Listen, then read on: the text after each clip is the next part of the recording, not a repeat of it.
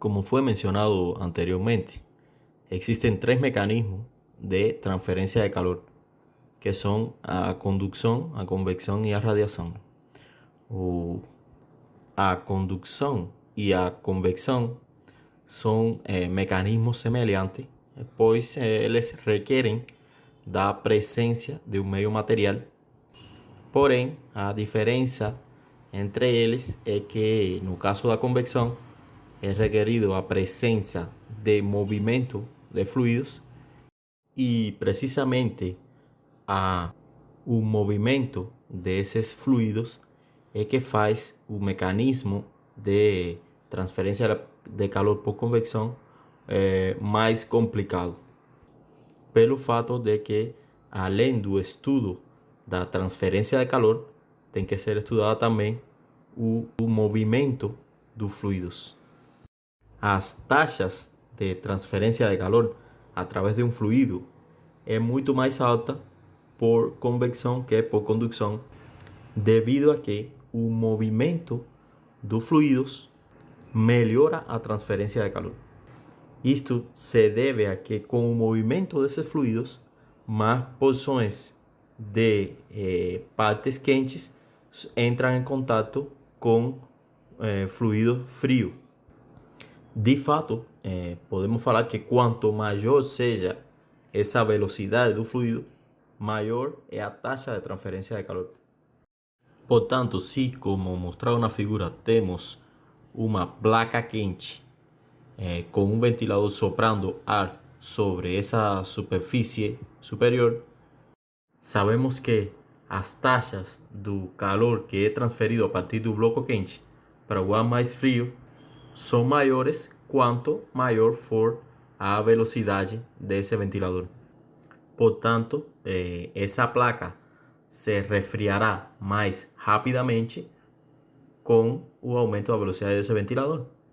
E também sabemos que substituir esse ar por água, por exemplo, também fará aumentar ainda mais as taxas de transferência de calor por convecção devido ao coeficiente de transferência de calor por convecção de líquidos e gases, né?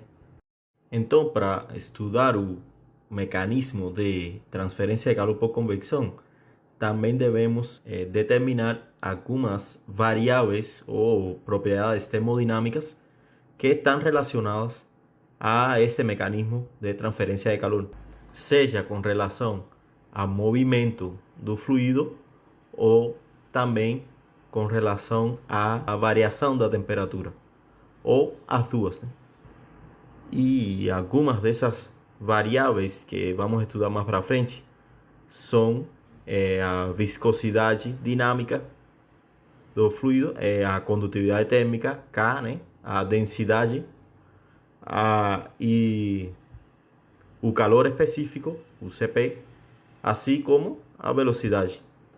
Vamos ver também que as taxas de transferência de calor dependem também em grande medida da geometria e da rugosidade da superfície sólida, além do tipo de escoamento, né? Se é um escoamento laminar, transição ou turbulento. Vamos começar essa parte introdutória sobre o mecanismo de transferência de calor por convecção, discutindo um pouco sobre as camadas limite hidrodinâmica e térmica e os escoamentos laminar e turbulento. Vamos considerar então, na figura que aparece aí em cima, um fluido escoando em torno de um corpo rombudo.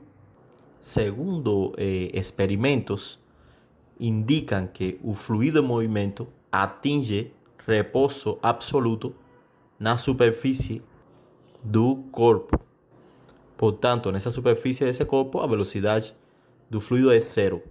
E a partir dessa velocidade zero, como mostra essa fotografia, aparece a evolução de um gradiente de velocidade como resultado dessa aderência desse fluido à superfície do corpo. E esse atraso que provoca essa aderência desse fluido na superfície é causado pelas forças viscosas entre as camadas de fluido. Com o aumento da distância de uma camada e a superfície, a velocidade aumenta e é gerada essa camada limite de velocidade que vemos ali formando-se ao redor desse corpo rombudo.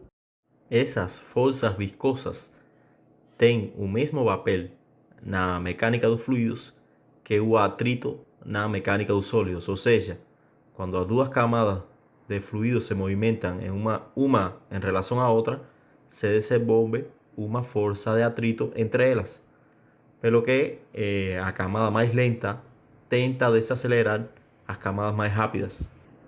Então, se temos que colocar a equação da taxa de transferência de calor nessa região onde a camada está aderida à superfície do sólido com condição de velocidade zero, podemos dizer que nessa região o calor de convecção é igual ao calor de condução. E à medida que Y seja maior que zero, começa então o movimento do fluido, portanto o calor presente, a taxa de transferência de calor é por convecção a partir desse momento. E essa resistência interna ao movimento do fluido é quantificada pela propriedade do fluido conhecida como viscosidade, μ.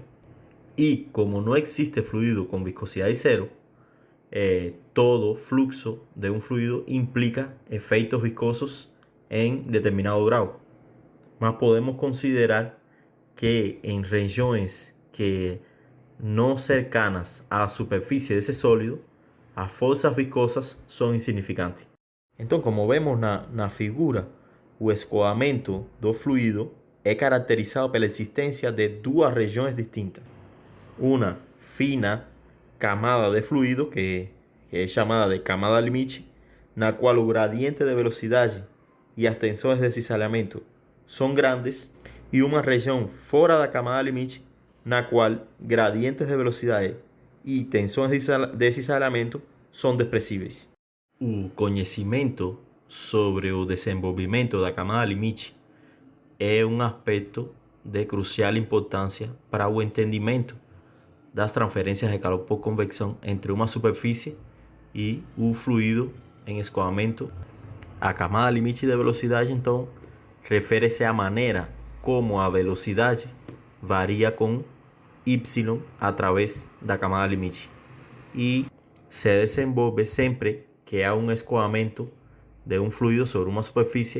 Descrevendo um pouco essa camada limite de velocidade, podemos dizer que a velocidade com a que um fluido entra em contato com essa placa plana é caracterizada como U infinito ou velocidade da corrente livre.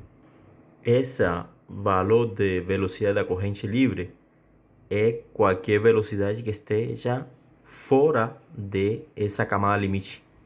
A grandeza delta determina a espessura da camada limite e é tipicamente definida como o valor de y, para o qual a velocidade é igual a 0,99 velocidade da corrente livre. O chamado perfil de velocidade na camada limite se refere à maneira como a velocidade varia com respeito a y através da camada limite. Se o escoamento do fluido acontece sobre uma placa plana isotérmica, onde a temperatura da placa é maior que a temperatura do fluido que está escoando, na parte frontal a essa placa, a temperatura é igual à temperatura da corrente livre, T infinito. Quando as partículas do fluido entram em contato com a placa, atingem o equilíbrio térmico na temperatura da placa. Por sua vez, essas partículas trocam energia com as da camada de fluido adjacente e há o desenvolvimento de gradientes de temperatura no fluido. Essa região do fluido na qual existem esses gradientes de temperatura é chamada de camada limite térmica e sua espessura, o ΔT, é definida como a temperatura menos a temperatura da superfície, que é equivalente a 0,99 a temperatura infinito menos a temperatura na superfície. Com o aumento da distância em X, os efeitos da transferência de calor penetram cada vez mais na corrente livre e a camada limite térmica cresce. Então, os parâmetros chaves dessas duas camadas limites formadas quando temos variação de temperatura e quando temos escoamento de um fluido sobre uma placa são a viscosidade, para o caso da camada limite de velocidade, e o coeficiente de transferência de calor por convecção, para o caso da camada limite térmica. Como a transferência de calor por convecção está relacionada com o movimento de fluidos, é importante determinar o regime do escoamento desse fluido. E o número dimensional que determina esse regime de escoamento é chamado de número de Reynolds, que é a razão das forças de inércia para as forças viscosas do fluido. E esse regime de escoamento pode ser classificado como laminar, que é caracterizado pelas linhas de corrente suaves e movimento altamente ordenado; turbulento, caracterizado por flutuações de velocidades e movimento altamente desordenados; e de transição, que é uma região onde acontece essa transição do escoamento laminar para escoamento turbulento. Na prática, a maioria dos escoamentos encontrados é turbulento. O escoamento laminar somente é encontrado com fluidos com uma viscosidade extremamente alta, como óleos, mel, que escoam em tubos pequenos ou passagens estreitas. Supondo o escoamento paralelo de um fluido ao longo de uma placa plana, como é apresentado nessa figura, onde um fluido se aproxima da placa na direção X e com uma velocidade uniforme V, que seria a velocidade da corrente livre, podem coexistir as condições de escoamento laminar e turbulento, com a seção laminar precedendo a seção turbulenta. Podemos ver como, à medida que o fluido escoa pela superfície, o perfil de velocidade e a camada limite cresce na direção de X. Nessa camada limite, podemos observar três regiões bem definidas no sentido de X, como uma região laminar, uma região de transição e uma região com escoamento turbulento. E sabemos que existe um aumento de velocidade no sentido de X, devido a que em X igual a 0 a velocidade é 0. Também observamos nessa figura que o tipo de escoamento tende a ser turbulento à medida que o X é maior. Portanto, existe uma dependência da região turbulenta e o comprimento dessa placa. E como falamos, também depende da viscosidade do fluido, né? Das características do fluido. Que quanto mais viscoso seja esse fluido, maiores tensões desse alinhamento, né? Existe maior resistência a movimento, portanto as velocidades são menores e o escoamento tende a ser mais laminar. Também podemos observar nessa figura três regiões distintas no escoamento turbulento no sentido de Y. Primeiramente, bem perto da superfície da placa, temos uma subcamada viscosa, onde as taxas de transferência de calor são dominadas pelo fenômeno da difusão do calor, né? Condução do calor, e o perfil de velocidade é aproximadamente linear, devido a que nessa subcamada viscosa a velocidade desse fluido é 0, praticamente ele está parado. Seguidamente, temos uma camada de amortecimento, na qual o fenômeno da difusão e a mistura turbulenta são comparáveis. E, seguidamente, temos a região turbulenta, na qual o transporte é dominado pela mistura turbulenta, quer dizer, o movimento caótico do fluido. Essa transição de escoamento laminar para escoamento turbulento depende de vários fatores que também são chamados de mecanismos de gatilho, né?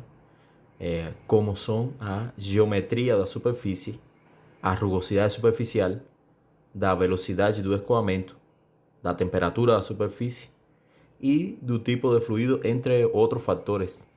O número de Reynolds é um número adimensional que expressa o tipo de escoamento que está tendo nessa região.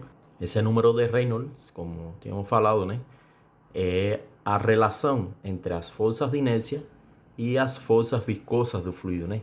As forças de inércia são representadas como Rho V vezes L do comprimento, no caso de uma superfície plana, né? E as forças viscosas dado como a viscosidade do fluido. Então, valores elevados do Reynolds significa que as forças de inércia são grandes com relação às forças viscosas. Portanto, estas forças viscosas não conseguem impedir as flutuações aleatórias e rápidas que o fluido apresenta. A partir do momento em que esse escoamento se torna turbulento, o número de Reynolds é chamado de número de Reynolds crítico. E esse valor de Reynolds crítico varia em função da geometria por onde está escoando esse fluido. No caso de uma placa plana, esse valor de Reynolds crítico é igual a 5 vezes 10 a la quinta. Assim, a partir do valor de Reynolds igual 5 vezes 10 a la quinta para uma placa plana, podemos confirmar que o escoamento nessa região é turbulento. O número de Nusselt é mais um número adimensional que vai ser utilizado para o cálculo de taxas de transferência de calor por convecção, que é visto como o gradiente de temperatura adimensional na superfície. Ele fornece uma medida do tipo de transferência de calor por convecção que está acontecendo numa superfície.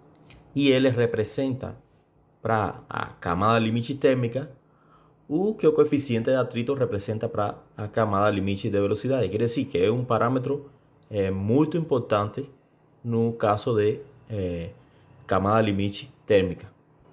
O valor de Nusselt pode ser calculado como o coeficiente de transferência de calor por convecção vezes o comprimento da placa dividido K. E para o cálculo de Nusselt médio, né, como está apresentado nessa equação, utilizamos o valor de coeficiente de transferência de calor por convecção médio também. Ele também é uma função do Reynolds e do Prandtl. O Prandtl é outro parâmetro adimensional que vamos a falar dele posteriormente. Então, o que quer dizer isso? Que se conhecemos o valor do Reynolds e do Prandtl, existem equações que nos permitem determinar o valor de Nusselt. E uma vez determinado o valor de Nusselt, podemos determinar então o valor de H por meio dessa equação ali. Para entender um pouco o significado físico, né, do número adimensional de Nusselt, vamos considerar uma camada de fluido de espessura L e diferença de temperatura ΔT. Como é conhecido do estudo da camada limite de velocidade, a película de fluido aderida à superfície tem uma velocidade zero, portanto, o mecanismo de transferência de calor que existe ali é por condução. E à medida que essa camada de fluido fica mais longe da superfície, essas camadas de fluido estão em movimento. E então o mecanismo de transferência de calor nesse caso aí é por convecção. Então, o valor do Nusselt é a relação entre essa taxa de transferência de calor por convecção e por condução. Portanto, valores de Nusselt altos significam taxas de transferência de calor elevadas. E valor de Nusselt igual a 1 representa transferência de calor por condução pura.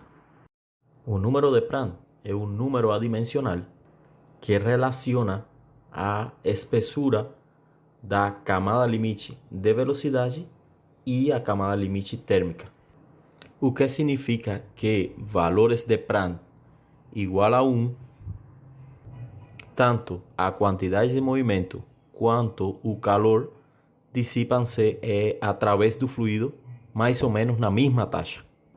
Quando o valor de Prandtl é muito menor que 1, como por exemplo acontece para metais líquidos, nos indica que o calor se difunde com muita rapidez. E essa difusão de calor acontece muito lentamente em óleos nos quais o valor de Prandtl é muito maior que 1. Portanto, a camada limite térmica é muito mais espessa para metais líquidos e muito mais fina para óleos em relação à camada limite hidrodinâmica. No apêndice A do Incropera, na tabela A4, podem ser encontradas propriedades termofísicas de gases a pressão atmosférica e na tabela A5, propriedades termofísicas de fluidos saturados, nas quais podemos achar vários tipos de fluidos e os valores de Prandtl correspondentes em função da temperatura desses fluidos. Quando exista um escoamento de um fluido sobre uma superfície, sempre existirá uma camada limite de velocidade e, portanto, um atrito nessa superfície. Da mesma forma que sempre existirá uma camada limite térmica e, portanto, transferência de calor por convecção, se houver diferença entre as temperaturas na superfície e na corrente livre. A camada limite de velocidade é caracterizada pela presença de gradientes de velocidade e tensões de cisalhamento, enquanto a camada limite térmica é caracterizada por gradientes de temperatura e pela transferência de calor. Portanto, em escoamento sobre superfície aquecida ou resfriada, tanto a camada limite hidrodinâmica quanto a térmica se desenvolvem simultaneamente, sabendo que a velocidade do fluido tem uma forte influência sobre o perfil de temperatura no valor de Prandtl. A partir de agora, vamos a focar no estudo da convecção forçada em problemas de transferência de calor entrando ou saindo de uma superfície em contato com um escoamento externo, onde as camadas limites se desenvolvem livremente sem restrições impostas por superfícies adjacentes. Consequentemente, existirá sempre uma região do escoamento externa à camada limite, na qual os gradientes de velocidade e temperatura são desprezíveis nessa região. Então, a partir de agora, vamos a focar no análise de movimento de um fluido sobre uma placa plana e sobre superfícies curvas, tais como esfera ou cilindro. E nosso principal objetivo seria a determinação dos coeficientes convectivos nas diferentes geometrias. Na prática, este fenômeno acontece com bastante frequência e é responsável por numerosos fenômenos físicos, como a força de arrastro que age sobre automóveis, linhas de energia, árvores e tubulações submarinas. Outro fenômeno é a sustentação desenvolvida pelas asas de aviões, o resfriamento de placas de plástico ou metal, tubos de vapor de água quente, entre outros. Por isso, desenvolver uma boa compreensão dos escoamentos externos e da convecção externa forçada é importante nos projetos mecânicos e térmicos de muitos sistemas de engenharia. Na hora de resolver um problema de transferência de calor por convecção, duas abordagens podem ser adotadas uma abordagem teórica e outra abordagem experimental. A abordagem experimental ou empírica envolve a execução de medidas de transferência de calor sobre condições controladas em laboratório e a correlação dos dados em termos de parâmetros adimensionais, como os estudados até agora, como Reynolds, Nusselt, Prandtl, usando a relação deles com o coeficiente de transferência de calor por convecção, e assim calculamos as taxas de transferência de calor nas diferentes superfícies.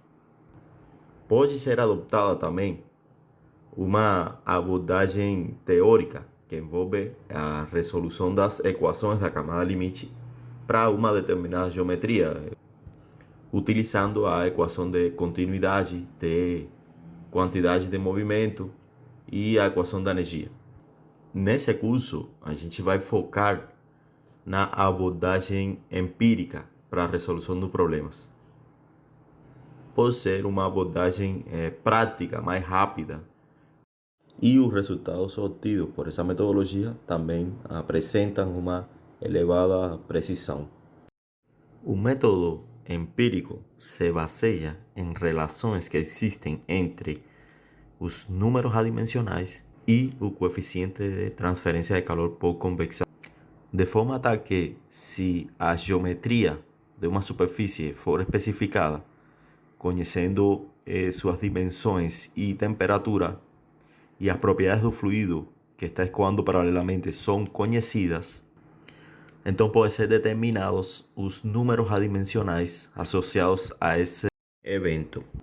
E, portanto, utilizando a relação já estudada, podemos determinar o coeficiente de transferência de calor por convecção relacionado.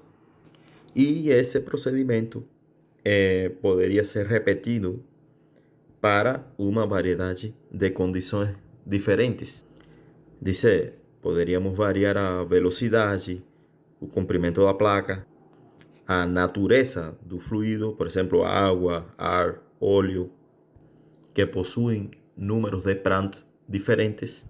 Teríamos então muitos diferentes valores de número de Nusselt correspondente a uma ampla faixa de números de Reynolds e de Prandtl. E poderíamos colocar todos esses resultados em gráficos e determinar equações de Nusselt que relacionadas a condições específicas de testes. Desta forma, podemos chegar a equações de correlação empírica, como apresentada aqui, que relacionam o Nusselt médio, com o Reynolds e o Prandtl. É importante observar que a hipótese de propriedades de fluidos constantes está implícita nos resultados quando utilizamos Nusselt médios. Mas, como a gente sabe, essas propriedades variam com a temperatura através da camada limite, e que essa variação pode certamente influenciar na taxa de transferência de calor. Portanto, muitas vezes vamos a determinar as propriedades do fluido utilizando uma temperatura da camada limite média, e vamos a chamar ela como TF, que seria temperatura do filme. A modo de conclusão dessa aula de hoje, vamos a apresentar uma metodologia, nesse momento, para o cálculo de convecção. Embora tenhamos apenas começado a falar sobre correlações para escoamento paralelo sobre uma placa plana, a seleção e a aplicação de uma correlação da convecção para qualquer situação de escoamento são facilitadas se seguimos estas poucas regras simples. O primeiro que temos que fazer para qualquer problema de transferência de calor por convecção é reconhecer o tipo de geometria do escoamento que está presente. debido a que a correlação empírica a ser utilizada para a resolução desse problema depende, obviamente, da geometria.